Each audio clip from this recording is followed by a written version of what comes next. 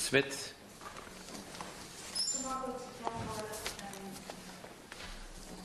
So I just want to ask a question, not being insulting to either Fianna Fáil or the Greens, but really I don't understand the point of either bill. I've tried to read the Green Bill, which is very elaborate, but the Fianna Fáil bill is easier to read, but both of them seem to me to be putting the cart before the horse. As somebody who's just come from spending 7 years in a local authority, I want to argue that we should be reforming local authorities first before even thinking about a plebiscite or an election of a mayor. And the reason I say that is, if you look at the history of the role of local authorities and locally elected councillors, it has really radically changed over the last couple of decades. You know, when you talk about engaging local people and making them feel like they have a say in their city or in what goes on in their community, then you are really fooling people if people like myself and others who have run in local elections over the years and who successfully got elected on the basis of manifestos where you'd promise to try to do stuff about housing, about waste management, about libraries, about planning. And these are the issues that concern people in their local communities. You address them as somebody who's willing to put yourself before them and to represent them, and then you go into a local authority and find that you're completely toothless on the most important issues. So if we look at the history of local authorities and the role they had, they used to have a very serious role in the provision of social housing, a role that meant that they directly employed thousands of workers to both build and maintain a large stock of social housing. That's now gone from the power of local councillors. The question of the provision of housing is an executive function. And at the end of the day, now what they call the CEO, I'll come back to the language now in a minute, but what they now call the CEO, formerly known as the manager, makes the decisions on that.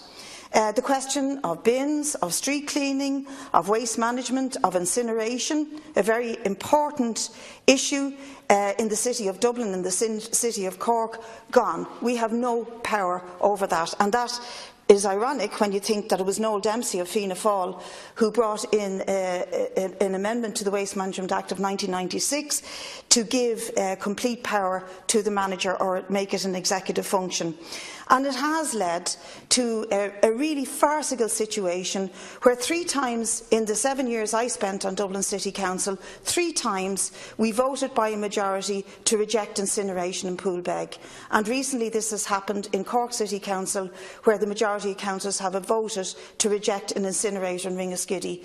But despite that, the appointed, well-paid managers who are unelected fly in the face of what the local authority people who are elected by the people want for their city, and they impose their own will. The same was true of the privatisation of the bin service, a real tragedy, and we saw it recently with the row about all of the companies who are literally cartels rather than competitive services fixing prices around green bins. It became a big issue in this style, and it has become a big issue in terms of the cost of waste management and the failure of waste management really around our cities. There's lots of issues I haven't got time to go into now, but the privatisation of waste management has failed our cities and towns.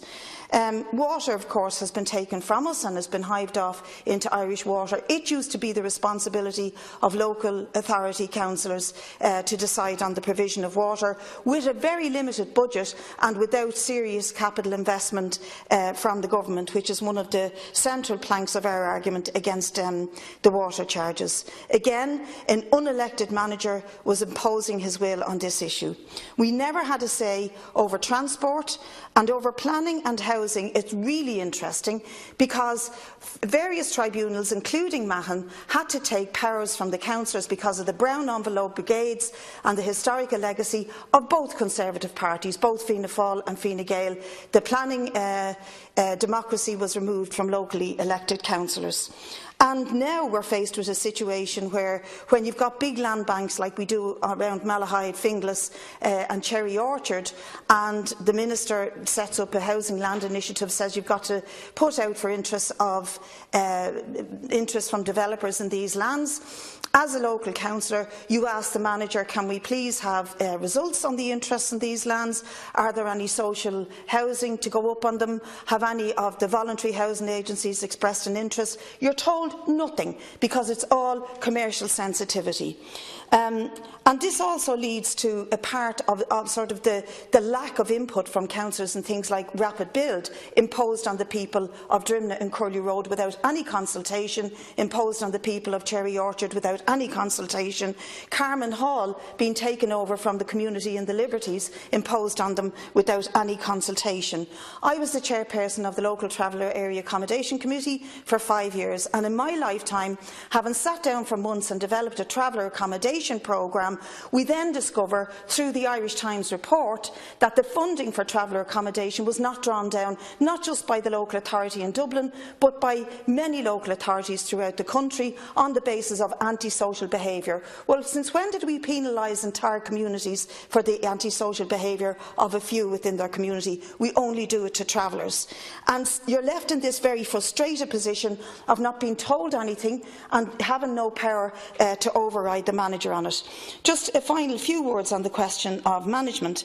You see, I did refer to the fact that these are very highly paid, appointed individuals who have there's nothing about them being elected. I think it's something like 50% of councillors have to endorse them. They don't even have to get the 75% that is required to overturn a decision that they may make that councillors want to challenge.